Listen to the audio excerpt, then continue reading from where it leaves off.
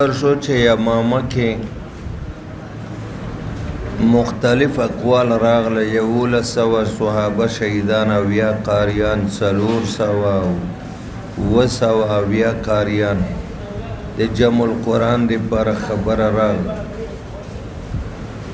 او بیا حواله ورکړه فضائل قرآن باندې دا سورۃ هود دا څنګه چې تفسیر او ترجمه کې منګ او تاسو وایو چې د دې صورت ربط مخ کې سره هغه د بخاری کتاب التفسیر کې نه د دې صورت عام موضوع خاصه موضوع مخصوصه دعوا هدایات او امتیازات د دلته نه بس چون کې ابو عبیده چې څنګه تفسیر مجاز القرآن لیکل ده امام بخاری قدم به قدم دیاغه تقلید یې کړی ده او مکه شان ته کتاب التفسیر د دې لپاره مثال او نمونه د مجاز القرآن وګڼه وقال ابو میسره الاواه ان ابراهیم لاواه حلیم حلیم د ابراهیم ډیر بردبار اواه ویل کېږي هغه چاته چې هغه کې درې صفاتونه اول صفت زړه ډیر نری دویمه دار چې ډیر جوړي درېمه دا چې سلګو باندې جړ یو دا چې زړه نری دویم دا چې جړي درېم دا چې په سلګو جړي دا کومه جړه چې په سلګو باندې وي دا ډیره ممدوحه ده او دې باندې الله پاک ډیر خوشحاليږي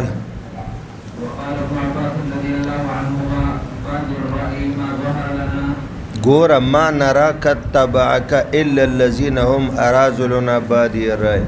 حضرت نوح علیہ السلام د قوم ویلې وای موږ چې څومره تعالی ګورو اشراف او معززین او اربابان او چودریان نوابان در سره نشته بچی ته موچیان دي چمیاران چیرته جولاګان او نایان په معاشره کې د نظر نه پریوتی خلک چې علم عمیق نه لري سطحي نظر سطحي سوچ او فکر بادي او رائے هغه چاته وای چې هغه عمیق او دقیق سوچ او فکر نه کوي وی دا سطحي سوچ او رائے او یو ظاهري څه ته ګوري وی دا خلک تا پسې روان دي دا په عراق کې یو جزیره کې پروت یو غر ده چې بیا شپږ میاشتې دا ټوله ځمکه طوفان نوح کې غرق کوه او چې کله دا خدای ځمکې ته وایي چې عقل یې ځمکې اوبه راکاږه او دا کشتۍ را کوزېده په مزه باندې نو د جودي په غره باندې بیا ودرېده نو دا د جودي غر تاسو ګورئ هلته ده خلکو به موږ سره دا نه منه چې دومره اوبه راغلې وې دومره اوبه چې دا د جودي غره نه څومره فوټه بره وې وایي بعضې کسانو مورخین چې 6,000 فوټه د ځمکې د پاسه اوبه ولاړې اوس خو چې سیلاب راشي وی دومره اوبه وې چې 15 فوټه به اوهو 15 نه منلې پوره ښارونه پوره سلسل کلي اتیا کلي اوبو داسې لاندې کړي سړی سوچ هم دا نشي کوی چې دلته انساني آبادي واو که نه سمندر ده وایه چې دا ټوله ځمکه باندې اوبه 6,000 فوټه ولاړې وې دا بیا وروستو فرانس والا ومنل نو دی ویلې موږ ډېر وګرځېدو کښتۍ نښې بیا د نن نه 13 کاله وړاندې د جودي په غره باندې د کښتۍ تختې پیدا هغه چې دی لیبارټري کړی وایي بلکل هغه سن تاریخ ته معلوم که وی دا د هغې زمانې دا واقعیت چې مسلمانان بیانوي دا رښتیا ده دا حضرت نوح علیہ السلام ته چې حلیم ویلې ته خو ډېر ښه سړی دی ورپورې استهزا کوله ټوکې کولې اشرافو د قوم معززینو د قوم ورته وایي ته حلیم یې دی ورته استهزاء ویلې ای ځمکې اوبه دې بېرته راکاږه عصیب دا ورځ ډېره سخته وه ګوره که تاسو خیالي دا تنور اویا معناګانې مختلفو تفاسیر وکړي تنور د حضرت نوح علیه السلام کور کې تنور د کوفې په یو جومات تنور د ځمکې ټول مخ دې ته تنور وای د دې ټول ځمکې نه د اوبه داسې راخوټ کېدې نو خدای ورته ویل چې ځمکې اوبه د نورې راکاږله باب قول الله تعالى الا انهم يسنون صدورهم ليستخفوا منهم على مولانا صاحب الا انهم لا يسنون صدورهم د دې دوه تفسیر شان نزول علما بیانوي یو شان نزول دا ده چې کله به مشرکانو د مکې د حضور پاک د خلینو یو خبره واوریده د دې د مزاج اخبس نه به خلاف و دی به ذهنن منلو ته تیار نه و د دې د عقاید مخالف به نو مخونه به تنواړه ول صادر کې داس صادر کې به ځان تاو کو مخ به تنواړه او سینه به ته داس راو ګرځول او دویمه توجیه دار چې دا د مسلمانانو په حق کې نازل په دوو صورتونو کې به مسلمانانو د خپل سینې راتاو کړي یو د مجامعت په صورت کې وې چې سره بیبي سره جما کوي نو ستر کولاوي او بیبي لاندې خاون بره یا بالعکس وې زمنګ عورتونه اسمان تخکاری دا د شرم خبره ده نو دوی بداس یو اړخ باندې راتاو شول چې زمنګ عورتونه اسمان تخکاره نشي یا بچ دی تقاضې ته کې ناستل نو ویل چې زمنګ د عورت دا خو سړی ستر خلاصي بیا تقاضې ته کینی نو دا خو بر اسمان طرف ته شو دا ښکاری دا حیا نه خلاف ده نو دی به تقاضا کې یسنون صدورهم ځان باندې به صادر واچو او دا سینه به داسې لږ راتاو کړه الله تعالی ورته وایي چې ای مشرکانو پتا سو چې د نبی خبره بدلږي او سینه تاووي تخت هم ماته معلومه او مسلمانانو ته وایي چې دا سوچ مکوه چې په تقاضا کې منګ الله ته او یا چیرته مجامعات کې نو چې تاسو په جامو کې پټه او الله تخکاری او که سترم کولاوي الله تخکاری دا چیرته د ګناه خبره نه ده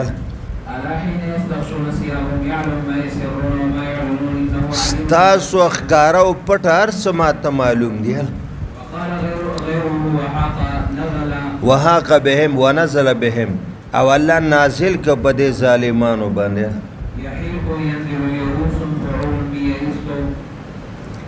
دا خو ډیره یوس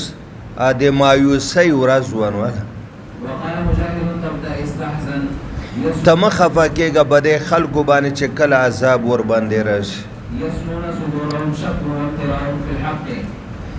او کنه ګوره اول تفسیر ته اشاره وکړه شان نزول ته چې کله به حق اورېدو کې دی ته شک او تردد پیدا شو نو مخ به واړو ځان به صادر کې تاو کو د حضور مجلس نه به وته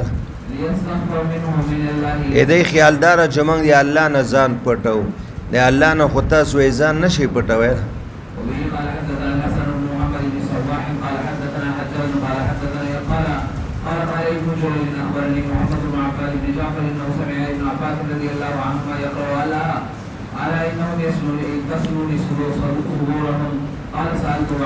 تاسو تاووي خپل سینې او اړخونه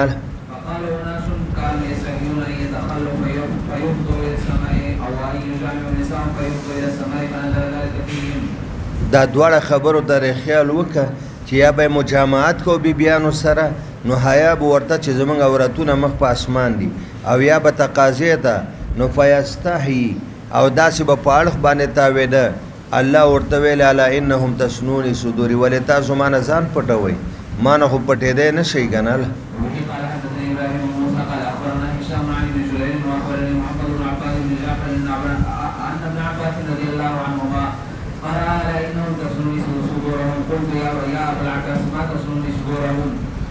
قال كان الرجل يجامع امراته فيستحي او يتخلى فيستحي فنزلت على انهم تصون صدورهم وبه قال حدثنا الحميدي قال حدثنا سفيان قال حدثنا عمرو قال قرأ ابن عباس رضي الله عنهما الا انهم يصون صدورهم بسرونو باید صادرونه واچول او ځانونه به مجلس نه وستاله حين يستغشون ثيابهم وقال غيره عن ابن عباس رضي الله عنهما يستغشون يغطون رؤوسهم ثيابهم ولما جاءت رسولنا لوطا سيئ بهم هر کله چې زمونږ فرشتي لوط علیه السلام کراله نو لوط علیه السلام د دې پر راتلو باندې خفه شو زړه یې تنګ شو ولې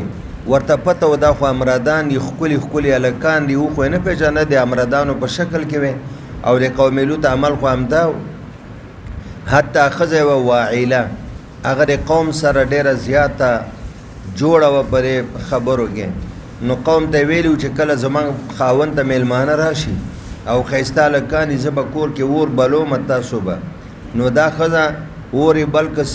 خلک راغله دروازه یې وډبوله بیا کوشش کو چې په دیوالو را واوړي ولې لوط علیه السلام ورته ورته ویې ژړل یا قوم هؤلاء بناتهن اطهر لکم دا ستاسو کورونو کې ښځې زما بچیانې زما کور کې لوریانې دي تاسو له به یې په نکاح درکړم فلا تفدحوني فی ضیفي ما میلمنو ته مه شرموئ مه خجالت کوئ هغې ورته ویلې لوطه سړي راوباسه ولې تا ته پته نشته چې زمونږ اراده څه ده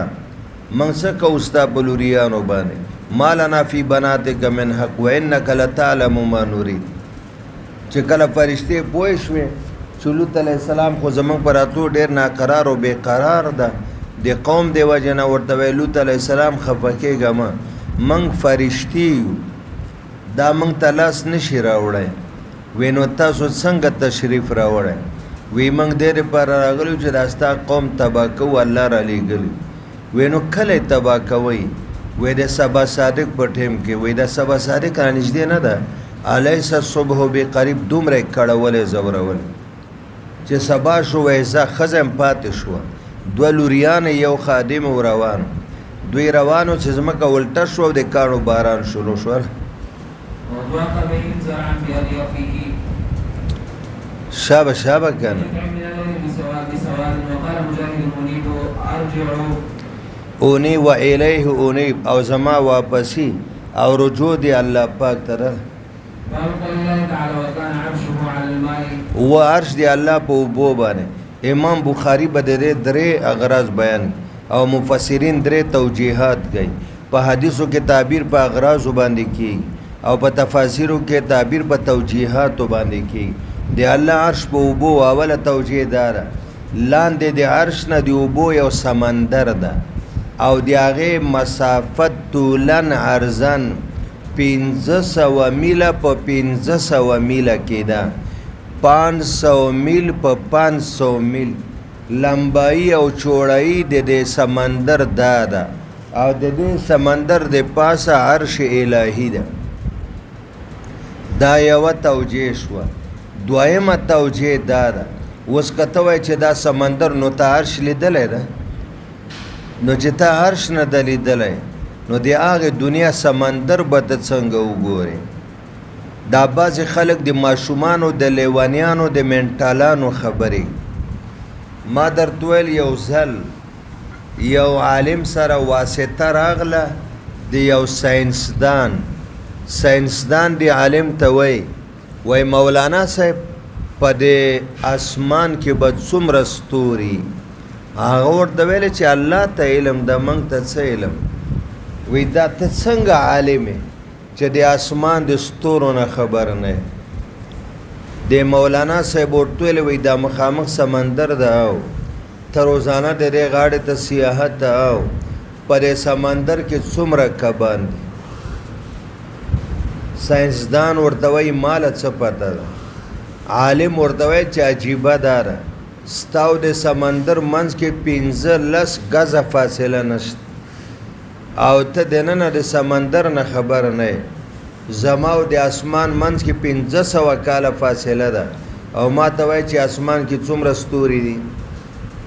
نو تا تر اوسه د سمندر دننه څه ونه لیدل بغیر د کبانو تا په قبر کې څه ونه لیدل دا د بلې دنیا سره تعلق لري نه هغه سمندر ښکاري نه هغه عرش ښکاري دا هر څه به تا ته له قبیلې د محسوساتو نه جوړېږي په قیامت تاسو یوه قاعده دا هم ویلې ده که یاد شي درته هر کتابي چې ډېر اشیا دي چې دې دنیا کې هغه غیر محسوس دي هغه اعراض دي هغه به په آخرت کې له قبیلې د محسوساتو اعیانو نه جوړېږي نو دا 1500 په 1500 میله کې یو سمندر ده او د دې د پاسه عرش الرحمن ده ځکه فرمایي وکانه عرشه علی الماء دویمه توجیه علما دی کوي دا کوي او که ته وایي ما لیدلی نه ده نو عدم رؤیت دلیل د عدم یو سړی ته وایي چې هغلته زه راتلم اکسیډنټ وشو ته وایې نه رشه ولې ما خو نه درېدلی یاره ما ته معلوم نه ده نو عدم رؤیت او عدم علم دلیل دی عدم وي دویمه توجیه دا ده چې مخلوق نه مخکې عرش و نه اسمانونه و نه ځمکې وې نه غرونه و نه ځنګلونه او نه د 1000 یا 1300 قسمه مخلوقات قرآن وی وکانه عرش علی الماء د الله تعالی عرش په اوبو باندې ولاړو دې معنا دا ده استغناء الخالق عن المخلوق استغناء الخالق عن الله تعالی د مخلوق نه مستغنی ده مخلوق خالق ته محتاج ده خالق مخلوق ته محتاج نه ده او درېیمه توجیه دا ده چې د عرش عظیم دا په اوبو ولاړ ده یو خو تاسو وایي که نه یار همدا اوس څه مطلب شو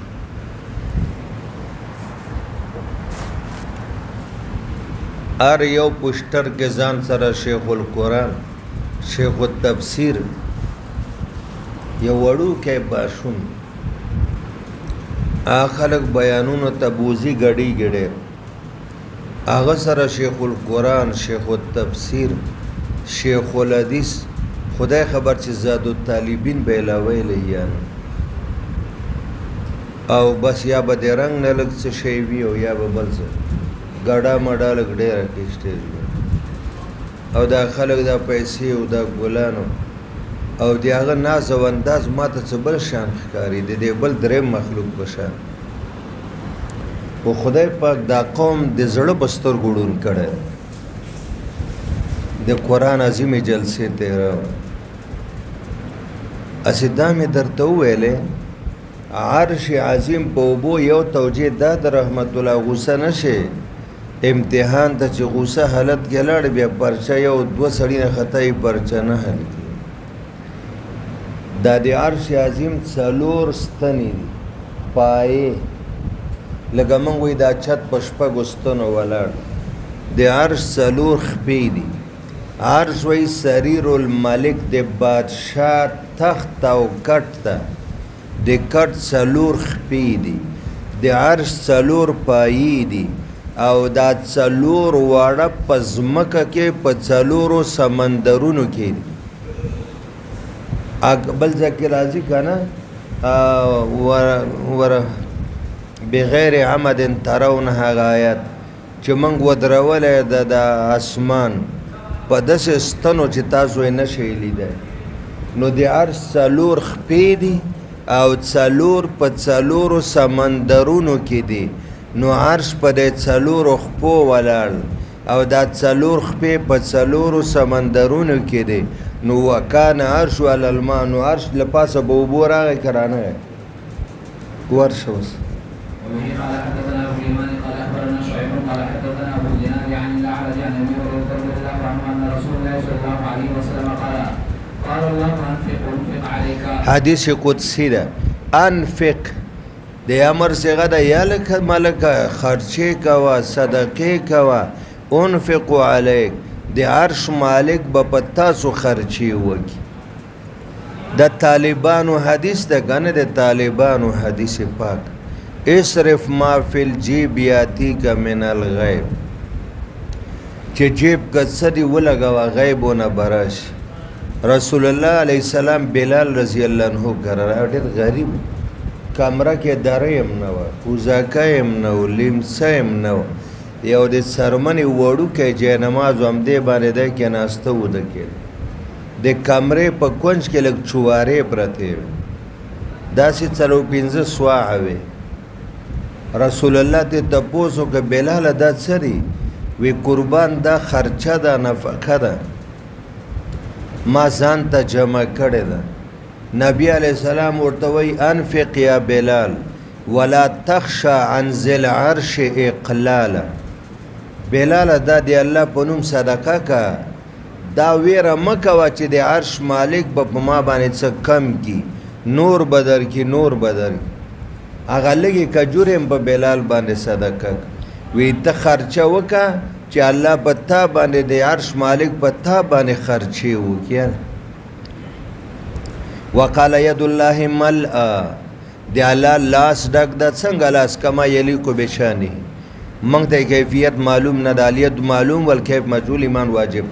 دویم ذکر د ید مراد نه خزانه ده. د خزانې نه تعبیر په ید ولې شوی ده؟ ګوره موږ تاسو که چا نه پیسې اخلو که چا ته ورکوو که په بینک کې ږدو که بټوه کې که بکسه کې نو په لاس ږدو که نه ږدو.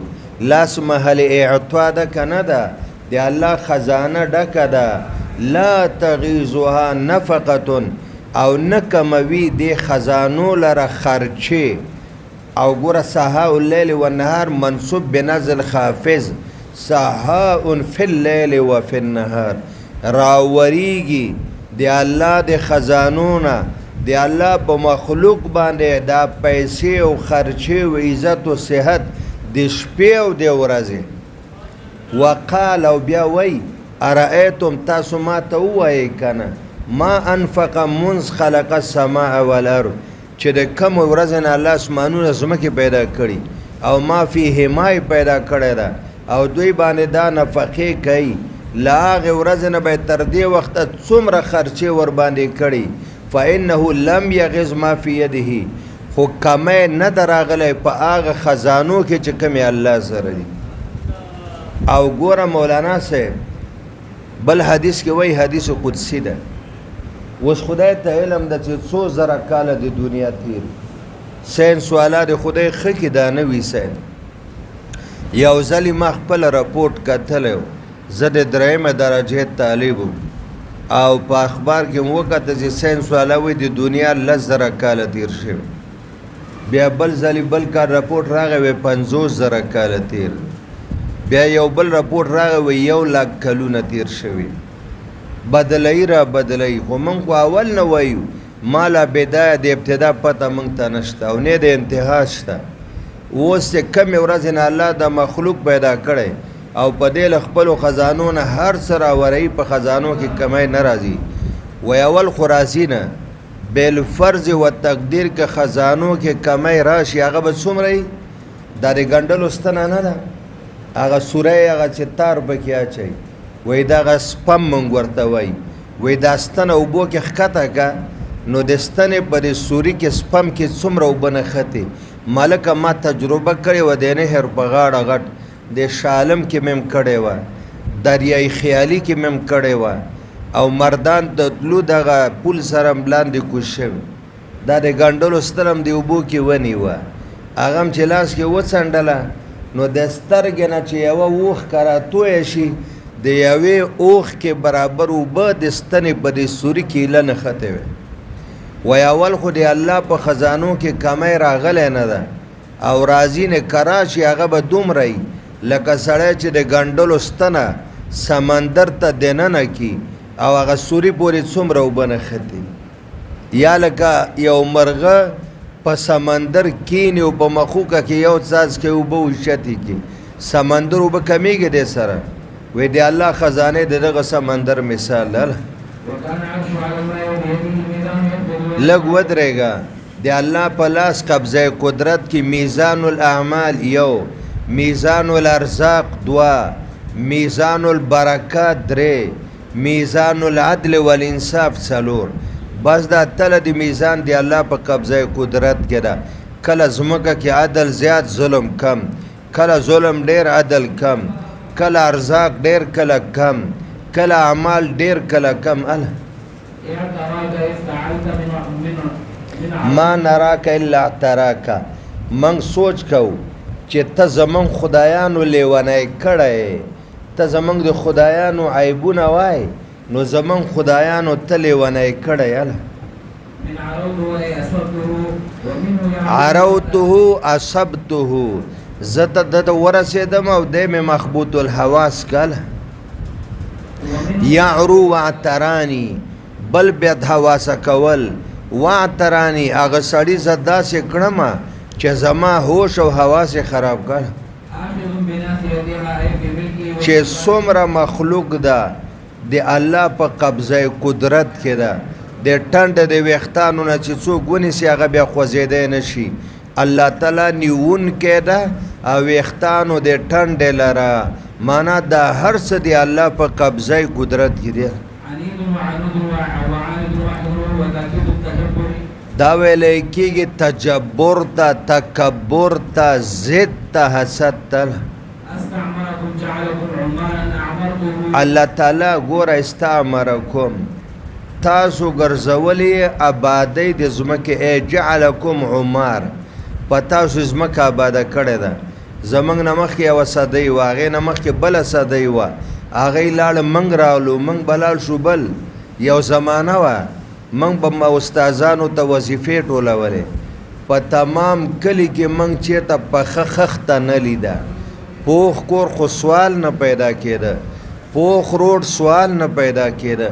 ما ته هغه ورځ یاده ده چې په دې لار به موږ د جمیل چوک نه راتلو خلک ډارېدل ګینټه پس به چېرته ټانګه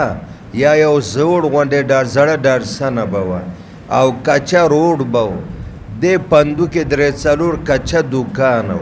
دا لارې ټولې کچه دا ځای ټول جبې وې دا و چې مدرسه ده دا بنګلې دي دا جبې وې جبې لوښې وې دلته اوبه ولاړې وې آبادي چیرته وه پخه آبادي نه وه اوس هر قرن چې تېرېږي بل راځي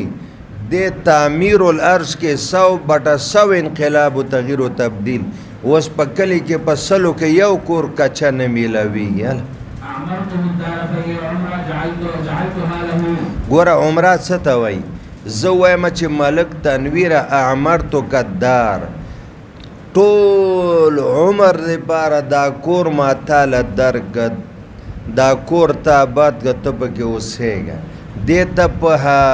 هدایه بویو کې عمره وایي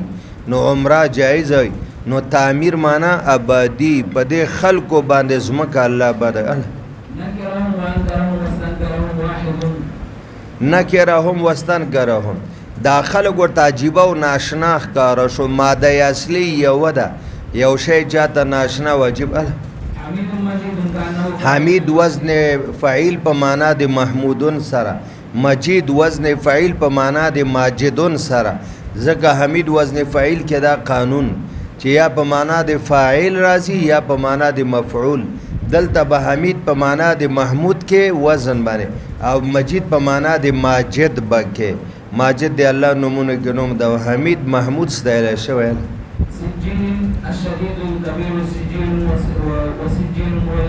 هغه کاڼي چې هغه د شینولو عمره جوړ کې او په اور کې پاخه کې سانګې ګل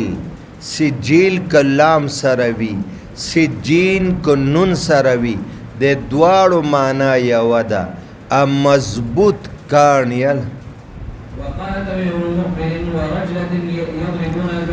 ورجلتن یضربون البیض زواهیتن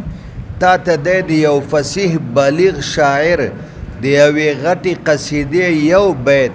هغه د دې مقصد دپاره راوړي چې تا ته ثابته کړي چې سجیل په آخره کې لام سجین آخره کې نون معنا یوه ده ډېر غلطه ورب رجلتن ورب واو قسمیه ده ډېر کرته یوه قافله د ځوانانو یضربون البیض دی ګزاروي سپینې تورې دی ګزارونه کوي په سپینو تورو باندې زواهیتن د څاښ په ټیم د څاښ ټیم کې نور ډېر صفایي که نه او ضربن دا پهلوانان مجاهدین داسې ګزارونه کوي تواسا به الابطال سجینا چې وصیت کوي په دې باندې بهادر خلک هغه پهلوانان سجینن اولادونو ته چې دې خلکو سره ګورئ چیړ مه کوئ دا ډېر خطرناک خلک نو سجین دلته د سجیل په ځای راغلی ده مضبوط اولادونو ته وصیت کوي چې دې مسلمانانو نه ځان ساتي مدین و مدائن د ابراهیم علیه السلام زامنو د شعیب علیه السلام قوم هغه قافله چې په دې کلي کې روانه ده هغې نه تپوس وکړه یا باشندګانو د کلي نه تپوس وکړه نو ګوره ټول آیات خو دلته نه راوړي چې دې نه څه مراد ده او تاسو واچو زما دین شاته لم یلتفتو الی اډو توجه ورته چا نه کوله عربي محاوره ده زید امر ته وایي چې یروره زما دا کار د خدای باندې بشي او پتا دا وکه هغه چې ونه کې دی ورته راشي ګیله کوي اذا لم یقض الرجل حاجته چې یو سړی دا زید د عمر حاجت پوره نه کی عمر ورته وایي ظهرت بحاجتي زما حاجت د شاته غورځولی و که نه اډو توجه دې ورته نه وکړې وجعلتني زهریا او زه دې ګرځولی یم نظرانداز جمیله وجعلتني او زه دې ګرځولی یم زهریا نظرانداز یو سړی چې شاته یو شی واچي خو دا معنی چې التفات و توجه نظراندازي کې والزهري ها هنا ان تاخذ مع کتاب او زهري دې ته هم وایي چې یو سړی په سفر باندې روان ده او ځان ته یو مضبوطه سوارلي والي چې دیم په هغې ناستي او خرچم ورسره په هغې باندې باري نو زهري او زهري کې دا فرق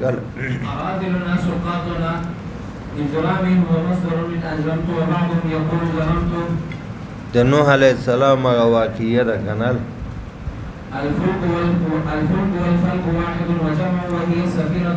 دا من غیر لفظه جمع درته وایي چې کشته او سفن راځي سفینه او سفن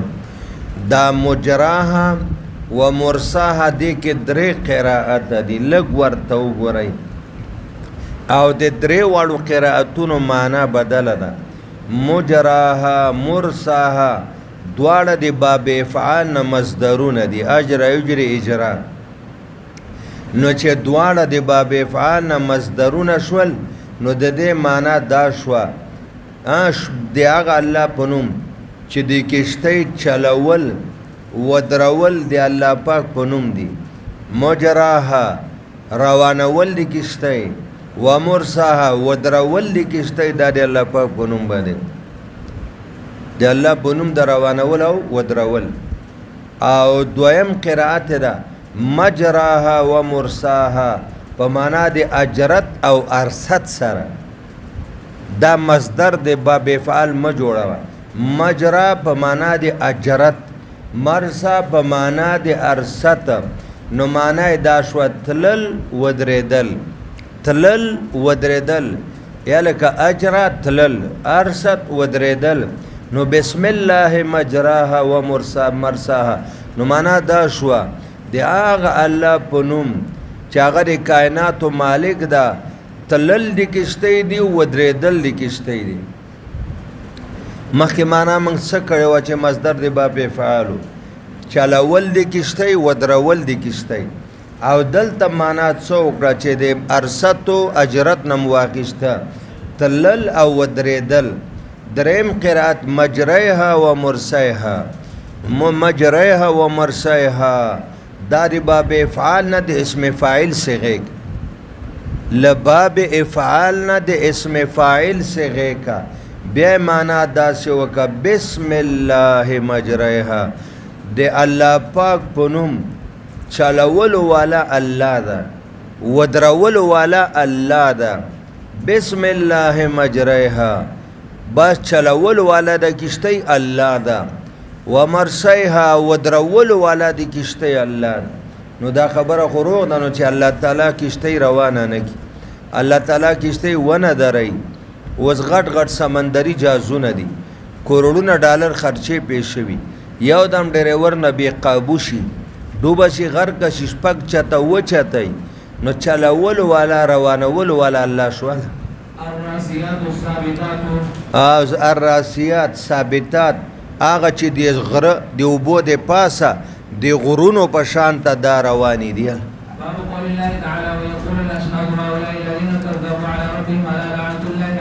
وای شهاد د شاهد جمع ده لکه اصحاب د صاحب جمع ده وای به دا گواهان چې هغه فرشتي دي و انبیا دي هؤلاء الذین کذبوا علی ربهم دا هغه خلک دي چې د رب تکذیب کړو انکار کړو د کافرانو په حواله به وایي الا لعنت الله علی الظالمین دا گواهان فرشتي دي به وایي د قیامت په ورځ چې خدایا په دې ظالمانو د خپل قهر او غضب نازل کړ. واحد الاشهاد شاهد مثل صاحب واصحاب وبه قال حدثنا مسدد قال حدثنا يزيد بن زهير قال حدثنا سعيد بن هشام قال حدثنا قتادة عن صفوان بن محرز قال بين ابن عمر يطوف اذا عرض رجل فقال يا ابا عبد الرحمن قال يا ابن عمر سمعت النبي صلى الله عليه وسلم في النجوى فقال د نجوا په حواله ده نبی علیہ السلام نه څه اورېدلي دي. نجوا دا چې د قیامت په ورځ به الله تبارک وتعالی یو بنده ځان ته نږدې کړي او هغه سره به سیرګوشي کوي. سیرګوشي هغه دی لکه ملکه یو سړی چا باندې لاس واچوي اوږه باندې ځان ته راجوخ کړي او د خپله خوله د دې ملګري غوږ ته نږدې کړي په داسې طریقه ورسره خبرې کوي چې بل څوک یې وانه اوري. دې ته سیرګوشي وایي. وایي دا چې ترمیزي حدیث کې راځي چې الله به د خاص بنده سره نجوا کوي. د دې نجوا په حواله تا د نبي پاک نه څه اورېدلي چې د دې څه مطلب ده؟ فقاله ابن عمر ورته وایي او سمعت النبي یقول ما حضور نه اورېدلي دي یدن المؤمن من ربه قریب بشي مؤمن رب العالمین ته او یا به رب العالمین دا مؤمن بدنه ځان ته نږدې کړي. او هشام وایي یدن المؤمن مؤمن به الله پاک ځان ته را نږدې کړي حتی یزو علیه کنفه حتی چې الله به په دې باندې خپل رحمت داسې راخور کړي. اصل کې کنف دې ته وایي دا زما لاس چې د چا په اوږه باندې واچوم دا کنف شو، لیکن الله ته خدا نسبت نشو کوی. دلته به ووایي حتی تر دې یزوعه چې کې به دې په ده باندې الله پاک کنفه خپل رحمت دی به خپل رحمت کې را پټ کړي د نورو بندګانو نه. لکه اوس ته د ده په اوږه لاس واچوې او ځان ته را نږدې کړې غوږ کې خبرې کوي خو نورو نه خبرې پټې کړې. الله تعالی به دی په خپل رحمت کې د نورو نه را پټ کړي. څه به ورته وایي؟ اول به ورته داسې وایي فیقرره بذنوبه تعرف ذنب کذا تعرف ذنب کذا. دته به وایي چې یا زما بنده په 2020 کې چې تا دا ګناه د شپې کړې وه یاده دې شي او یاده مې ده. په 2021 کې چې د ورځې دا ګناه کړې وه یاده دې شي او 22 کې چې اجتماعي ګناه کړې وه یاده دې شي او 23 کې چې انفرادي ګناه کړې وه یاده دې شي. دا ټولې یوه به ورته اتارف یقول اعرف مرتن اوجي اره خبره کې چې الله ورته اتارف دوي اعرف یا الله بالکل راته معلومه ده انکار خو نشي کوی. هلته کرام الکاتبین هم دي او هلته ګواهان فرشتې هم دي او هلته رجسټر د اعمالو هم پراته دي. نو دې وخت کې الله ورته وایي چې ښه اوس څه خیال ده چې تا سره به څه کېږي؟ وی دی ورته چې یا الله نو زما خو دومره ګناهونه دي به دغه یو کار به را سره کېږي جهنم ته به مې غورځوې نه. وی الله ورته نجوا اوس دغه ټکی ده. فیقول الله ورته وایي سترتها فی الدنیا دا څومره ګناهونه دي چې کړي وو په دنیا کې مې په هغې پرده اچولې وه واغفرها لک الیوم او نن یې درته بخمه. ګوره دا مخصوصې واقعې دي سبقت رحمتي غضبي الله د مخصوصو بندګانو سره کوي. ثم تطوى صحیفة حسناته بیا به ورته هغه عملنامه د نیکوی را کولاو کي هغه به ورته وښیي چې دا نیکۍ د ما سره دي. وایي دغه نجوا ده. واما الاخرون دینه مراد کافران دي. کم چې کافران دي فینادا علی رؤوس الاشهاد د اولین او آخرین په منځ کې به آواز وکړی شي لطرف د فرشتو نه هؤلاء الذین دا هغه خلک دي کذبوا علی ربهم چې دی انکار کړی د رب العالمین.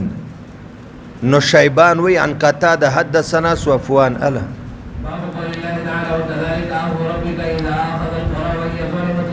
دقه رنګې وستا د رب نیول چې کله اهل د کلو راونی شي ملکونو او دی ظلم کړی کافرانی مشرکانی نو ان اخذ علیم شدید دی الله ګرف او پکړ دا خو ډیر سخت د بیا څوک نشي خلاصېدی. بئس الرفد المرفود رفد عون مرفود معون ډیر بد ده دقه ملګرتیا او ملګری اله رفدته اعنته ما د فلان کی سره رفد وکه معنا تعاون دا کفر او شرک ډیر بد ملګری ولا ترکنو تمیلو تاسو میلان مکوئ په زړونو باندې ولا ترکنو الی الذین ظلموا فتمسکم النار نو کافر خو په اور سوځي بیا به تم په اور باندې ورسره سوځي ګوره فهلا کان ولنا فلولا کان فهلا کان ولنا دا ورپسې آیات بیا خو تاسو ته پته ده هغه کم یو فلولا کان قرية آمنت دا څنګه و د آیات بیا فهلا فلولا کان دې پسې فهلا کان من المؤمنین ولنا چې تاسو د هغه مؤمنانو بشان ته ایمان نو اختیار کړی چې تاسو نه مخکې اترفو اهلیکو اکله چې دی منګ ته د منګ ورته د تنعم نه ډکه زندگی ورکړه او دی بغاوت شروع کنو اهلیکو دا د ترفه او د تنعم زندگی دوی د بار باعث او سبب د هلاکت او تباہی وګرځیدا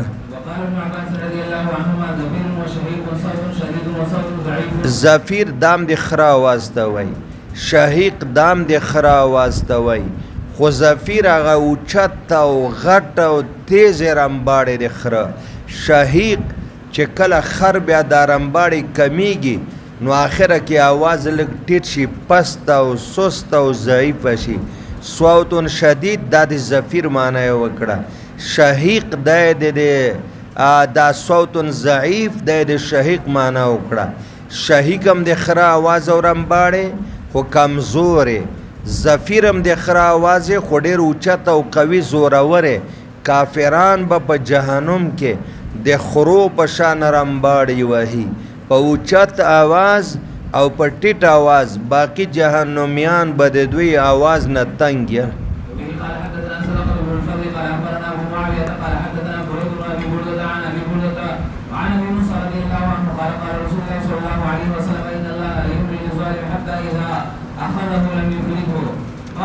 بس الله پاک اول مهلت ورکی ا دې لپاره چې د توبه تایب شي خو چې توبه و نه باسي چې کله راولي سلام یفلت بیا نه پریدي بیا نه خوشي کوي بیا ورته خضر نه سزا ورکوي او رب فرمای وکذالک اخذ ربک ان بطش ربک لشدید د رب نیول هم داسې دي کنه اذا اخذ القرى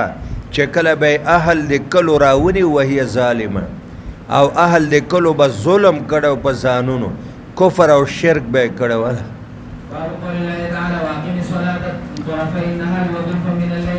مولانا صاحب په قرآن شریف کې د پنځول منځونو او د پنځو اوقاتو